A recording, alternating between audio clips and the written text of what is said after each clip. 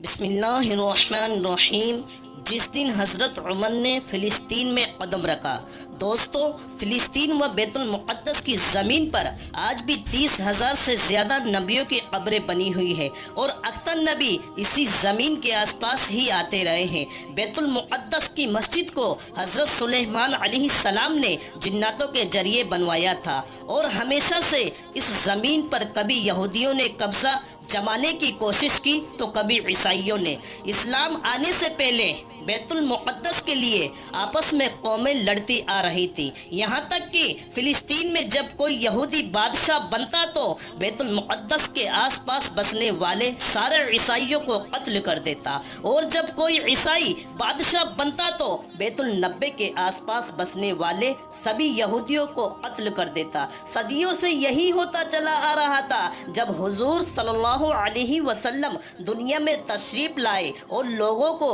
اسلام کی دعوت دی تو آگے چل کر مدینے میں ایک اسلامی حکومت کی بنیاد رکھی گئی اور پھر دھیرے دھیرے آس پاس کے سبھی علاقے اسلامی حکومت میں شامل ہوتے چلے گئے، یہاں تک کہ حضرت عمر رضی اللہ عنہ کے حکومت کے زمانے میں بیت المقدس فتح ہو کر مسلمانوں کے ہاتھوں میں آ گیا۔ حضرت عمر رضی اللہ عنہ نے مشہور صحابی حضرت ابو عبیدہ بن جراح کو ایک بڑا لشکر دے کر مصر کی طرف بھیجا تاکہ ان علاقوں پر فتح کر کے اسلامی امت میں شامل کر سکے۔ حضرت ابو عبیدہ رضی اللہ تعالی عنہ نے بہت سی جنگیں لڑ کر مصر و یمن اور آس پاس کے سبھی علاقوں پر فتح کر لیا۔ اب آخر میں بیت المقدس ہی بچا تھا تو حضرت ابو عبیدہ اور لالو نے آ کر اپنی فوج کے ساتھ فلسطین پر چڑھائی کر دی اور اسے چاروں طرف سے گھیر لیا۔ اس وقت بیت المقدس عیسائیوں کے ہاتھوں میں تھا۔ حضرت عمر رضی اللہ تعالی عنہ کا دورہ حکومت میں ان کا اتنا دبدبہ تھا کہ حضرت عمر کے نام سے بڑے بڑے بادشاہ کانپتے تھے، کیونکہ حضرت عمر رضی اللہ تعالی عنہ کے وقت ایران و روم جیسے بڑے بڑے ملک بھی اسلامی سرحدوں میں شامل ہو گئے۔ جب روم و ایران جیسے طاقتور دیشوں کے بادشاہوں نے بھی حضرت عمر کے سامنے گھٹنے ٹیک دیے تو باقی چھوٹے چھوٹے ملکوں کو یقین ہو گیا کہ اب حضرت عمر جدھر بھی اپنا رخ کریں گے اس علاقے کو فتح کرنا ان کے لیے کوئی مشکل نہیں۔ اس لیے اس وقت کے چھوٹے چھوٹے بادشاہ حضرت عمر کے نام سے کانپتے تھے۔ اسلامی حکومت 35 لاکھ مربع میل تک پھیل چکی تھی، جتنے میں آج 3-4 بڑے بڑے ملک شامل ہو سکتے ہیں۔ اب حضرت عمر رضی اللہ تعالی عنہ کا خوف پہلے ہی فلسطینی عیسائیوں میں بیٹھا ہوا تھا، تو جس وقت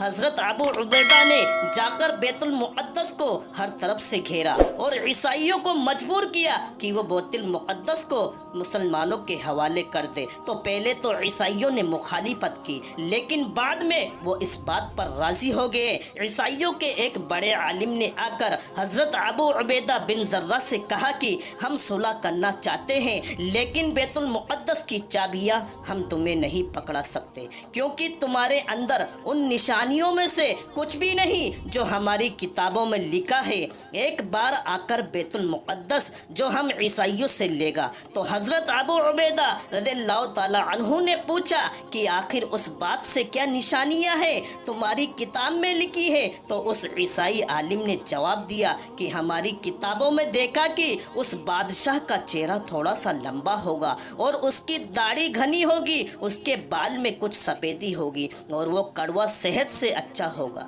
یہ باتیں سن کر حضرت ابو عبیدہ رضی اللہ تعالی عنہ نے مسکراتے ہوئے کہا کہ عالم، تم جس انسان کی بات کر رہے ہو وہ ہمارے امیر حضرت عمر بن خطاب ہی ہے۔ تو اس عیسائی عالم نے کہا کہ ہم بیت المقدس کی چابیاں خوشی خوشی دینے کو تیار ہیں، لیکن ہماری شرط ہے کہ ہم یہ چابیاں تمہارے امیر حضرت عمر ہی کے ہاتھوں میں دیں گے، تمہارے ہاتھوں میں نہیں۔ یہ سن کر حضرت ابو عبیدہ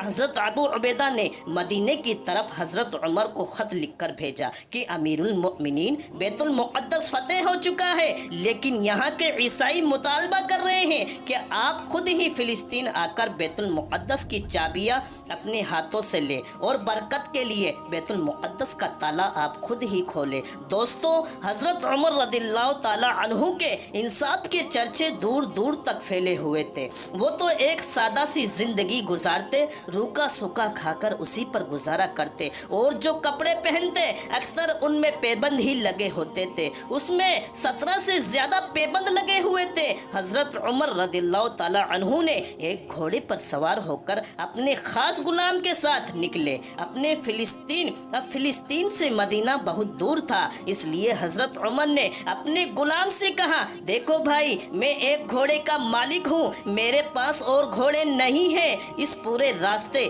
ہم دونوں کو کچھ دیر پیدل چلنا اور میں گھوڑے پر سوار رہوں گا، اور پھر کچھ دیر میں پیدل چلوں گا اور تم گھوڑے پر سوار رہنا، کیونکہ اگر ہم دونوں ایک ساتھ اس گھوڑے پر سوار ہو جائیں گے تو یہ گھوڑے پر زیادتی ہوگی، اور عمر اپنی حکومت میں یہ برداشت نہیں کر سکتا کہ کسی بھی مسئلے پر کوئی زیادتی ہو۔ آخر حضرت عمر اپنے غلام کے ساتھ فلسطین کی طرف روانہ ہوئے۔ پیر میں پھٹے ہوئے جوتے تھے، کپڑے پر 17 سے زیادہ پیبند لگے ہوئے تھے۔ تھوڑی دیر خود گھوڑے پر سوار ہوتے اور غلام گھوڑے کی لگام پکڑ کر چلتا، اور کچھ دیر غلام کو گھوڑے پر سوار کرتے، خود اس کی لگام پکڑ کر چلتے۔ کئی دنوں کے سفر کے بعد یہ دونوں حضرات فلسطین کے قریب پہنچے تو اتفاق یہ ہوا کہ جب فلسطین کے اندر داخل ہونے کا موقع آیا تو اس وقت گھوڑے پر سوار ہونے کی باری غلام کی تھی، لیکن غلام نے حضرت عمر رضی اللہ تعالی عنہ کے سامنے ہاتھ جوڑتے ہوئے کہا کہ امیر المؤمنین، فلسطین قریب آ چکا ہے، وہاں ہزاروں عیسائی شہر کے باہر کھڑے آپ کا انتظار کر رہے ہوں گے، اس لیے میں اپنی باری چھوڑتا ہوں تاکہ آپ گھوڑے پر سوار ہو کر شان و شوکت کے ساتھ فلسطین میں داخل ہو۔ لیکن حضرت عمر رضی اللہ تعالی عنہ نے کہا کہ یہ تو ناانصافی ہے، جب باری تمہاری تو تم ہی بیٹھو۔ آخر مجبور ہو کر غلام کو گھوڑے پر بیٹھنا ہی پڑا۔ حضرت عمر رضی اللہ تعالی عنہ نے گھوڑے کی لگام پکڑی اور فلسطین شہر میں داخل ہو گئے۔ عیسائی جھنڈ کے جھنڈ بن کر شہر کے باہر کھڑے تھے کہ آج ہم اس خلیفہ کو دیکھیں گے جس کے نام سے ایران و روم کی حکومتیں بھی کانپتی ہے، لیکن آج وہ خلیفہ ایسے حالات میں فلسطین میں داخل ہوا کہ اس نے اپنے غلام کو گھوڑے پر سوار کر کے خود اس کی لگام پکڑے پیدل چلتا آ رہا تھا۔ اس مین میں داخل ہونے سے پہلے ایک نہر پڑتی تھی جس میں اتر کر دوسری طرف جانا ہوتا تھا، تو حضرت عمر نے غلام کو گھوڑے پر سوار رکھا اور خود اپنے پھٹے جوتے اتار کر اپنے ہاتھوں میں لے لیے اور اپنے چمڑے کے موزے اپنے کندھوں پر ڈال دیے، اور پھر گھوڑے کی لگام پکڑ کر نہر پار کرنے لگے۔ حضرت ابو عبیدہ رضی اللہ تعالی عنہ نے جب یہ منظر دیکھا تو جلدی سے حضرت عمر کے پاس آ کر کہنے لگے کہ امیر المؤمنین، آپ یہ کیا کر رہے ہیں؟ آپ نے اپنے موزے کندھے پر ڈال رکھے ہیں اور اپنے جوتے ہاتھ میں پکڑ رکھے ہیں، آپ تو اس وقت دنیا کے سب سے بڑے حکومت کے بادشاہ ہیں، اگر آپ ایسا کریں گے تو ان عیسائیوں پر کیا اثر پڑے گا؟ حضرت عمر رضی اللہ تعالی عنہ نے غصے میں زمین سے کچھ کنکر اٹھا کر حضرت ابو عبیدہ پر پھینک کر ماری اور کہا، تمہیں شرم نہیں آتی کہ ابھی حضور صلی اللہ علیہ وسلم کے وفات کو کچھ ہی دن گزرے ہیں اور تم دنیا کی رنگینیوں میں کھیلنے لگے ہو؟ پھر حضرت عمر رات میں بیت المقدس پہنچے، عیسائیوں سے چابی لے کر خود ہی مسجد کا دروازہ کھولا اور منبر پر کھڑے ہو کر اس انداز میں خطبہ دیا جسے سن کر سبھی کی آنکھوں میں آنسو بھر آئے۔ عیسائیوں کے سب سے بڑے عالم نے آ کر کہا، حضرت عمر رضی اللہ تعالی عنہ سے کہا کہ امیر المؤمنین، اگر آپ شان و شوکت کے ساتھ ہمارے شہر میں آتے تو ہم صرف آپ کو چابیاں دے کر الگ ہٹ جاتے، لیکن آج غلام کے ساتھ آپ کا